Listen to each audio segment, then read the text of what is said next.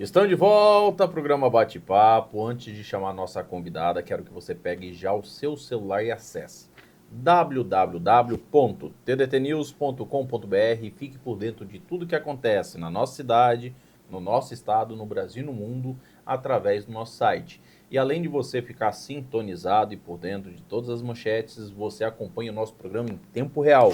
Isso mesmo, lá tem uma web TV com a programação 24 horas e além da TV Cidade Verde, o nosso programa também passa em tempo real. Então acesse agora www.tdtnews.com.br. Recebemos agora em nossos estúdios a tabeliã Alcione Montani e hoje nós vamos falar sobre inventários. Primeiramente, mais uma vez, seja bem-vinda. Muito obrigada, Crispim. É uma alegria muito grande estar aqui com você mais uma vez, com os seus telespectadores, compartilhando, né, os serviços que realizamos nos cartórios e que repercute por toda a sociedade. A satisfação é nossa e hoje nós vamos falar de um tema que deixa o brasileiro com a pulga atrás da orelha, que é o inventários. A pessoa tem um imóvel, tem uma casa, tem um carro, tem uma situação, aí falece, aí fica para os filhos, e como resolver, e por onde começar. E tem dois tipos de inventários, né? Que é o judicial e o extrajudicial. A primeira pergunta é qual a diferença desses dois? Tá bom. Então, o inventário judicial é aquele ajuizado no Poder Judiciário. Você pode fazer no judiciário ou no cartório. Então, em 2007 foi editada uma lei permitindo que se fizesse divórcio, inventário no cartório. Então, é na esfera administrativa, também chamada de extrajudicial. E sim, o inventário tem essa estigma, né? Fala, inventário é difícil, moroso, caro, pesado, né? Mas o inventário extrajudicial não precisa ser assim. Ele pode ser muito mais simples, muito mais rápido. E é sobre isso que eu vim conversar aqui com você e levar informação para as pessoas, para desmistificar isso. Porque muitas pessoas fogem do problema e vai deixando para depois e vai passando o tempo. Exatamente, é o que eu estou gostando de falar aqui para nosso estado do Mato Grosso que nos assiste. Gente, principalmente quando se trata de papel, coisas que você tem aqui no cartório, tenta já oficializar o quanto antes. Principalmente em vida, né? Imóveis, casa, casamento, você que tá com a sua esposa, seu esposo aí que já tem que 10 anos casado, besteira, amanhã. Gente, quando você tá no leito do hospital, ou até mesmo depois que falece, para você resolver qualquer situação, muda totalmente a situação. Então eu sempre falo, doutora, corre atrás, organiza, né? Já deixa tudo arrumadinho, porque você evita transtornos lá na frente. Sim. E o inventário não é diferente. O inventário não é diferente, acaba juntando tudo ao final. Se você deixou a sua vida enrolada, tudo que ficou enrolado durante a sua vida toda vai ter que ser resolvido para finalizar o inventário. Alguém vai ter que desenrolar lá na frente. Alguém vai ter que fazer o que você deixou de fazer. Então, por isso, às vezes, o inventário fica travado ou fica complicado. Se você deixou uma dívida, ficou enrolando, não pagou, falta documento, você comprou um imóvel, não sabe onde está a escritura, não tem noção da matrícula, então fica complicado de fazer o inventário. Quais são os benefícios do inventário extrajudicial? Que é o mais prático, mais fácil para se fazer, né? Podemos dizer que é o feito no cartório. Sim. Então, eu estou do lado de dentro do balcão e vejo como uma facilidade muito grande, né? Isso para as partes envolvidas, para a família, para também o advogado ou advogada que estiver orientando as partes. O extrajudicial tem uma vantagem imbatível, que primeiro, agilidade. Né? O tempo que se gasta para fazer um inventário em cartório é infinitamente menor do que se fazer no Poder Judiciário. É claro que pode até haver exceção, vai depender de cada situação, se é um mais complexo. Mas se a família conseguiu reunir todos os documentos, o advogado foi diligente, fez o peticionamento, rapidamente esse inventário será concluído. Então, primeiro ponto de diferencial é o prazo.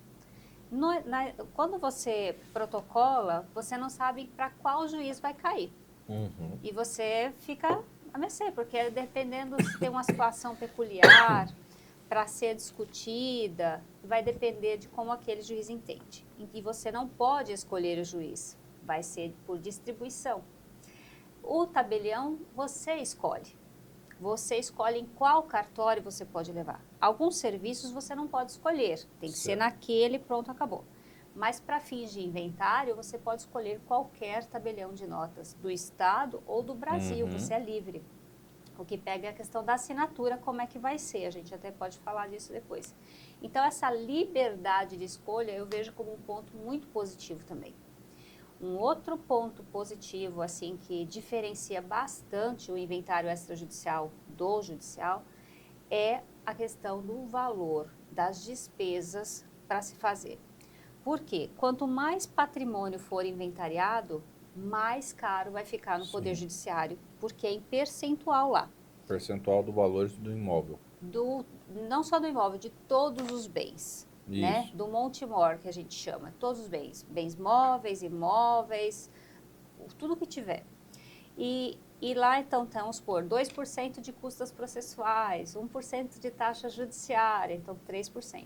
E no cartório ainda é fixo. Então, independente, se eu tenho uma casinha de 150 mil ou se eu tiver um patrimônio de 3 milhões...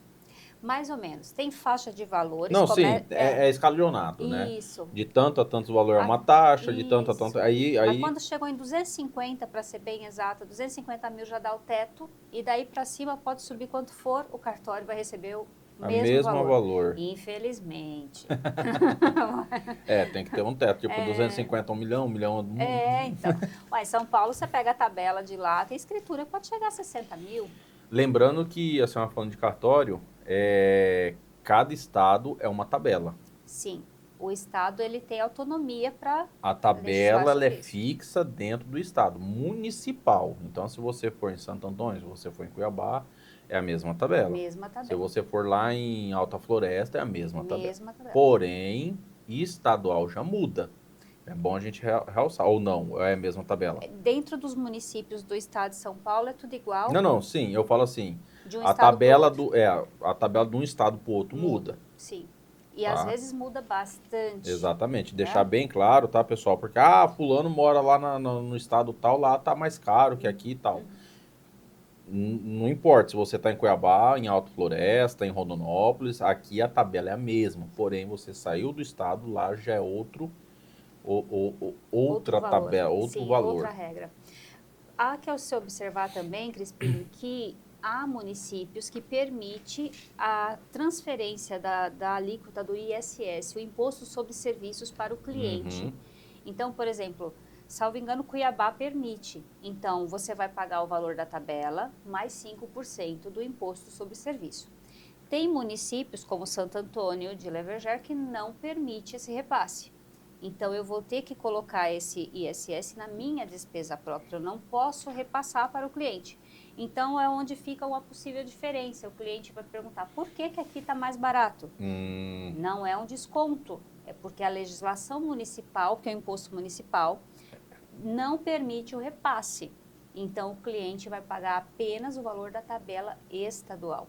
Então, tem municípios que você, além de pagar a tabela, você tem que pagar o imposto que a prefeitura permite que você pague esse imposto. Isso. E prefeituras, dependendo, não permite. Isso. E é onde que você ganha esse desconto, podemos dizer que você não paga o imposto. Exatamente. Fica só o valor da tabela. Falando de inventário, a senhora tocou no assunto no começo, na explicação, em relação a dívidas. Porque hoje, quando a pessoa falece, tipo assim, faleceu lá, o pai já tinha morrido, faleceu a mãe, ficou uma casa, só que ficou também dívidas. E muitas pessoas pensam assim, vamos vender a casa e dividir, a dívida não precisa mais pagar. Porque tem muito esse mito. Morreu a dívida junto. E não é bem por aí, né, doutora? Não é bem por aí. A dívida vai com o caixão lá junto. Não é bem por aí. Então, explica pra gente um pouquinho sobre isso. Como funciona? Tem pessoas que acham que é assim mesmo, não precisa pagar. Depende. Olha, tem situações que não precisa pagar. Quando que não precisa pagar? Se a pessoa que faleceu não deixou nada de patrimônio, não deixou dinheiro em conta, não deixou imóvel, não deixou nada, o herdeiro não tem obrigação legal de pagar a dívida do pai ou da mãe. Agora, se o falecido deixou bens, eu só vou poder herdar depois de pagar as dívidas. E quem está pagando não sou eu, na verdade, quem está pagando é quem faleceu, é o patrimônio dele que está sendo utilizado para pagar. Então, os herdeiros não podem se tomar posse. Um exemplo, ele sem tem uma pagar. casa ali de 300 mil, só que ele financiou um carro de 150, ainda tem que pagar esse carro. Tem que se vender a casa, quitar o carro, e aí o que sobra, que divide o herdeiro. Isso pode Um ser exemplo. combinado. Sim, as dívidas todas têm que ser pagas. Banco, financiamento, o que Tudo, for. tudo. Cartão de Se tem crédito. alguma coisa no nome dele, se tiver mas ele tem uma casa de 150 e tem 300 mil de dívida. Vai pagar os 150, vai ficar devendo 150. Porque aí o herdeiro não é obrigado a tirar recurso próprio para pagar. Se ele quiser honrar o nome do pai, da mãe, tudo bem. Mas aí é que tá, ele não é obrigado a pagar com recurso próprio. Entendi. Se ele acha interessante, fala, não, já vou negociar com o credor, vou pagar e deixar livre esse patrimônio para depois a gente partilhar. Pode. Então, ele vai deixar de pagar se não tiver bens. Agora, havendo bens a serem inventariados... Isso interfere no inventário? Interfere. Por quê? Para eu partilhar, eu como tabelião, permitir Você tem que a puxar a partilha... certidão se tem débito ou não. Sim, certidão da Minha Procuradoria da minha mãe faleceu, Fazenda. deixou uma casa de 500 mil, tá no nome dela, vai ter que fazer o inventário, porém, vai ter que fazer toda a investigação, ver se ela tinha algum empréstimo no nome, se estava devendo banco, financiamento de carro, tudo, alguma coisa. Se tiver, tem que fazer toda essa quitação. Se sobrar alguma coisa, aí que faz a divisão. Isso. Nomeia-se um inventariante. Tem uma figura, né, que é chamada de inventariante, que os herdeiros escolhem quem vai ser e dá esse poder para ela fazer esse levantamento, essa busca de bens, direitos e obrigações. Então, vai pegar as certidões da Justiça Federal, da Justiça Estadual, protesto, Procuradoria da Fazenda, enfim, tudo. Ver se sabe que tinha conta em banco, vai procurar tirar um extrato para saber qual era o saldo, se era positivo, se era negativo, né? Esse é o processo de inventário. Você vai fazer esse levantamento todo do que a pessoa deixou. E aí, havendo saldo positivo, faz-se a partilha. Então, são dois procedimentos que a gente acaba fazendo junto. Inventariar é levantar tudo isso, é listar tudo isso. E ver, pagar os credores se houver recurso e sobrando um saldo positivo, partilhar. Doutora, uma pergunta que provavelmente a senhora já deve ter acontecido nessa situação, que o brasileiro, ele infelizmente tem aquele jeitinho dele, né? E o que que acontece? Faleceu, ficou a casa, só que não vou fazer inventário, não vou fazer nada, vou vender para fulano, faço um contratozinho, a pessoa que faleceu tinha dívida, tal. Isso, lá na frente, com esse imóvel, pode dar problema? Normalmente, sim. Crispim, Vamos supor, minha mãe faleceu, eu vendi para fulano, que depois fulano, mas minha mãe ficou com 50 porrada de dívida.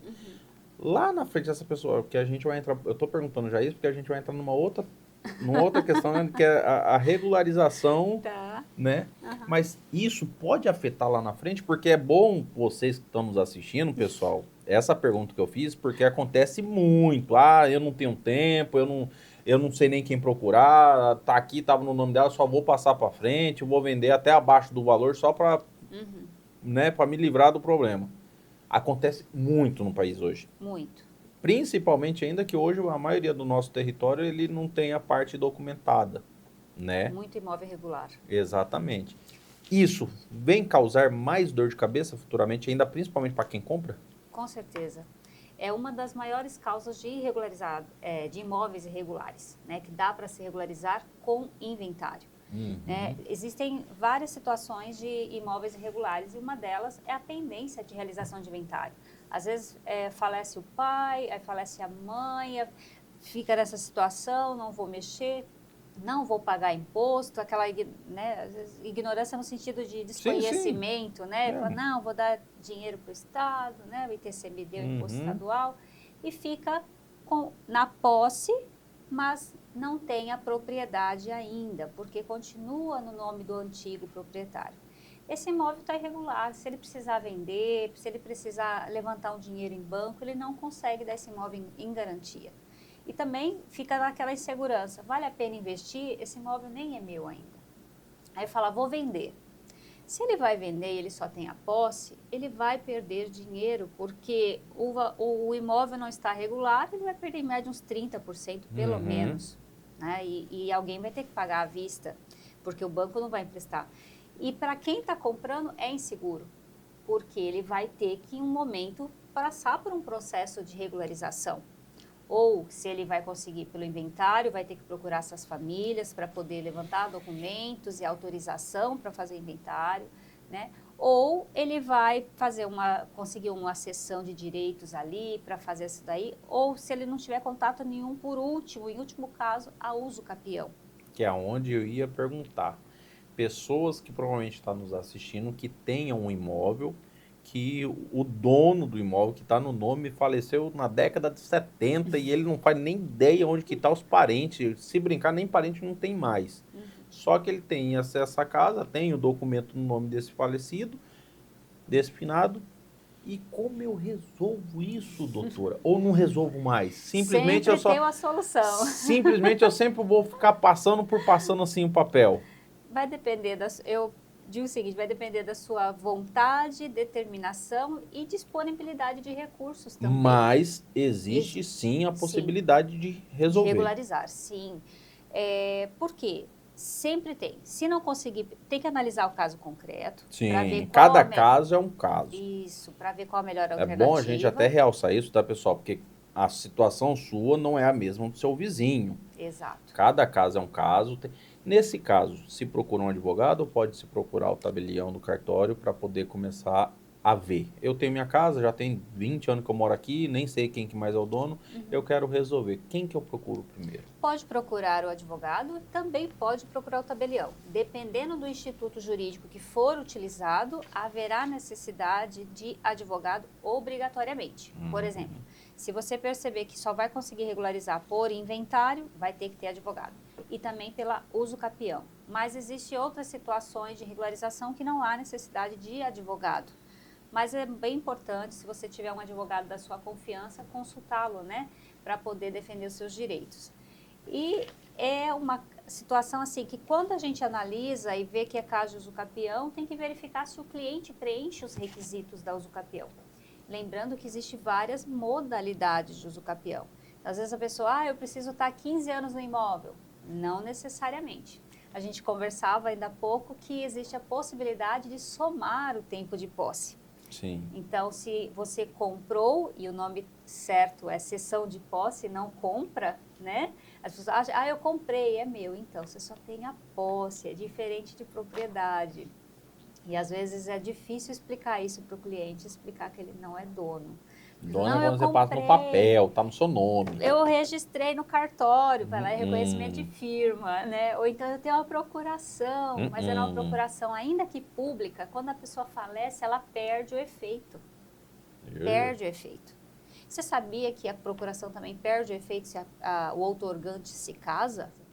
Exatamente. Muda tudo. Porque a partir do momento que você casou, até um financiamento, o CNPJ, tudo, você é casado no papel, no civil, muda totalmente a situação. Sim, porque aí o cônjuge, dependendo do regime, também vai ser devedor, né? Ou credor, vai depender, ele tem interesse também nesse negócio. Um financiamento de imóvel, tudo, você é solteira, só você casou, é igual eu tô costumando falar, eu tô com o nome limpo, eu vou financiar uma casa, mas se é casado no papel, sua esposa está com o nome pendurado, esquece. Dependendo do regime de bens, você pode ser obrigado a contribuir para o pagamento dessas dívidas. Exatamente. Doutor, então existe essa solução, só que a pessoa ela tem que procurar, ela tem que ir atrás, ela tem que se disponibilizar de tempo e obviamente que tudo vai depender de recursos também.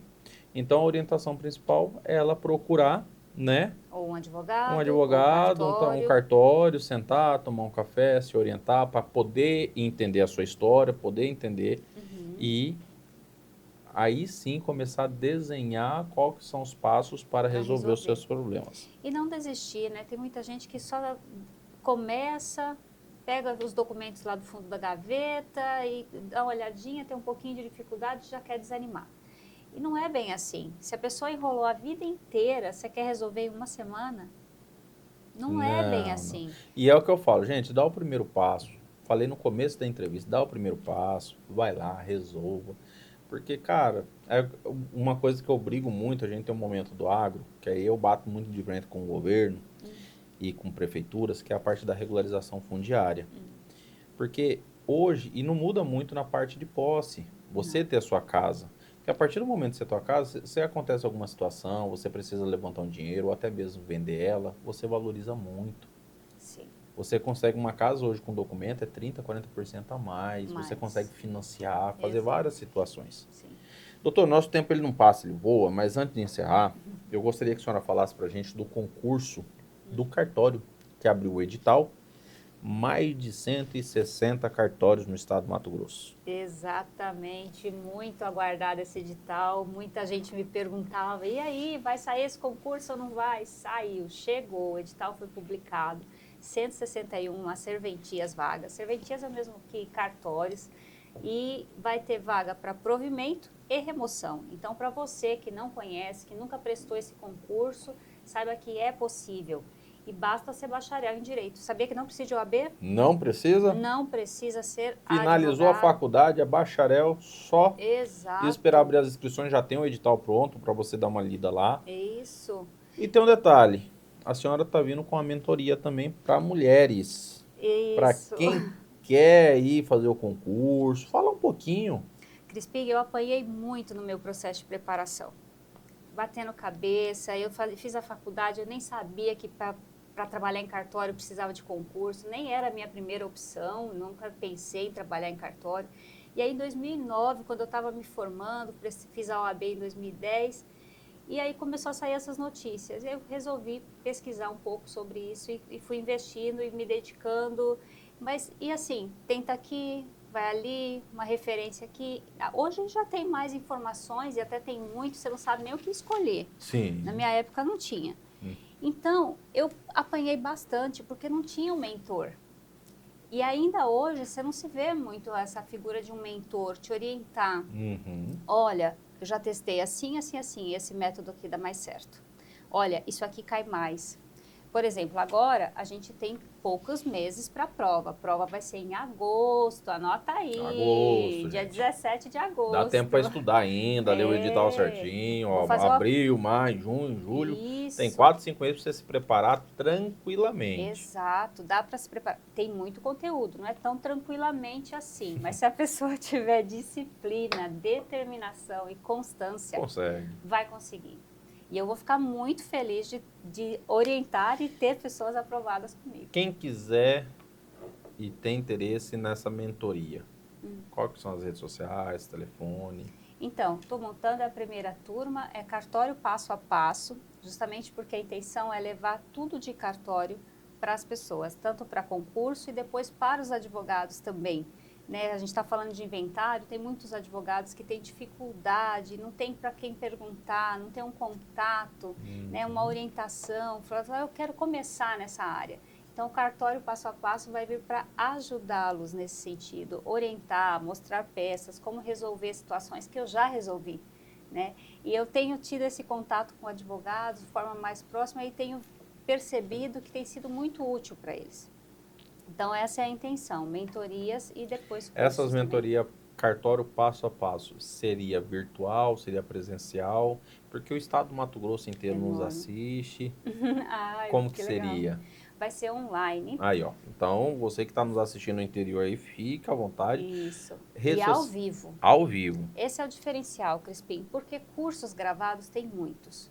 Só que assim, qual a experiência que eu tive com curso gravado? Você vai ficar na sua sala, fechado, assistindo. É um estudo passivo, você só fica lá. O ao vivo você consegue tirar as dúvidas em tempo real, você consegue interagir. Isso, e também, porque eu vou oferecer duas propostas. Uma com um encontro semanal, e eu vou passar o conteúdo para semana, para a pessoa estudar aquela semana, e aí a gente vai conversar. E o outro, diário, de segunda a sexta, um encontro mais rápido, e passar, hoje você vai estudar isso aqui. Então, a pessoa não vai precisar ficar procurando o que ela vai estudar, preparar o conteúdo, tudo isso já vai estar pronto para ela, direcionado para ela. Ela só tem que estudar, fazer o que está sendo orientado. Telefone, redes sociais, para as pessoas poderem entrar em contato. Cartório Passo a Passo é o Instagram. Cartório Passo a Passo. Isso. E o telefone eu tô decorando aqui. Lá no Instagram tem um telefone? Tem o telefone Gente, lá também. cartório passo a passo. Produção, por favor, já providencia qual que é o telefone na tela também. Pode entrar em contato, WhatsApp, acesse aí o @cartório passo a passo, tira suas dúvidas, entre em contato. Vai ser muito legal. É uma oportunidade incrível. Eu gosto muito dessa atividade. Nós podemos marcar um bate-papo, doutora, para a gente falar sobre esse projeto. Só sobre ele, sobre o cartório passo a passo. Aqui? Não, é no ar mesmo. É no ar. Não cortou, não. É no ar mesmo. Tá bom. Tô falando que a gente pode marcar Tá. para a gente falar sobre o passo a passo, Tá. sobre os modos, como que funciona, quais são as ideias. Muito legal. Eu agradeço a oportunidade de levar essa informação para as pessoas, porque eu realmente acredito que dessa forma vai ser muito mais rápida a aprovação. A gente chama de remissão do tempo. Em vez de você gastar anos se preparando, alguém já passou por tudo isso, já bateu cabeça para lá e para cá e já sabe o que dá certo e o que não dá. É claro que cada um tem uma forma de estudar e a gente tem que respeitar isso também. Mas se eu já tenho um direcionamento do que mais cai no concurso e o que mais você tem que estudar e tem alguém para compartilhar as suas dores, porque eu quando estudava sozinha, eu falava, não tem com quem conversar, gente, é muito difícil, ainda mais mulher que adora falar, né? Mandar dúvida no WhatsApp, não tinha essa interação. E nos cursos gravados também não tem. Então tem pessoas renomadas, respeitadas, eu gosto, respeito tudo, mas realmente falta isso, como uma companhia de estudo. Bom, só quero agradecer a senhora mais uma vez, um bate-papo maravilhoso, sanou muitas dúvidas, tenho certeza que bastante pessoas vai começar a procurar o cartório para resolver, né, sua parte do inventário, das suas documentações. Essa câmera aqui está fechadinha na senhora, fique à vontade, o estado inteiro nos assiste, suas considerações finais, reforça mais uma vez, né, o cartório passo a passo, fique à vontade. Bom, eu só tenho a agradecer a oportunidade de estar aqui, é sempre uma honra, uma alegria compartilhar essa mesa linda que posta, eu vou me deliciar, e poder trazer informações sobre os serviços prestados pelos cartórios, porque a gente tem essa estigma de burocrático, de demorado, de caro, e não é bem assim. Você precisa se informar um pouquinho mais, procure o tabelião da sua cidade, ou a tabeliã, ela está disponível para você, é um funcionário, é uma pessoa que presta serviço público, né? E o cartório passo a passo é uma nova proposta na área de educação para ajudar pessoas a vir para o extrajudicial, sair desse judiciário abarrotado de processos, moroso, e vir para o extrajudicial, para formar advogados, profissionais do direito que queiram entrar na carreira e também para exercer a advocacia, que dá para ganhar muito mais dinheiro e de forma muito mais rápida. Então, eu agradeço, entre em contato conosco pelo @cartório passo a passo e vamos crescer juntos, se Deus quiser. Mais uma vez, muito obrigado. Eu que agradeço, Crispim. Obrigada mesmo, viu? Deus abençoe. Amém. Nós vamos para um breve intervalo e já voltamos.